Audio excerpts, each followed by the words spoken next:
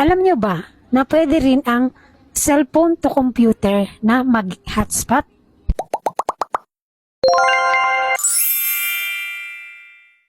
So for today's video, i-hotspot natin yung cellphone to computer. So, search lang natin yung network status at i-click natin tong network status. And nakita natin no internet access. So, buksan natin ang Wi-Fi, i-on natin. At yan, meron siyang isang nasasagap na Wi-Fi. So, click natin yung show available networks.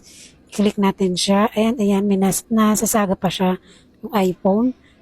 Yan yung cellphone. So, i-connect natin. I-click natin ang connect. And then, may security key ang cellphone. So, ayan.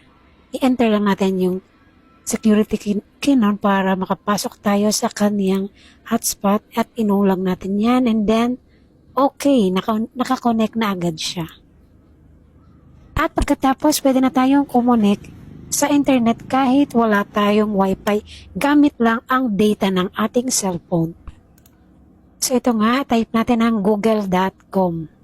So medyo mabagal lang yan kasi data lang yung gamit. So ayan, kahit walang wifi, ay pwede na rin tayong kumunik sa internet gamit lang yung ating hotspot ng ating cellphone. At ayan, nakakunik na nga.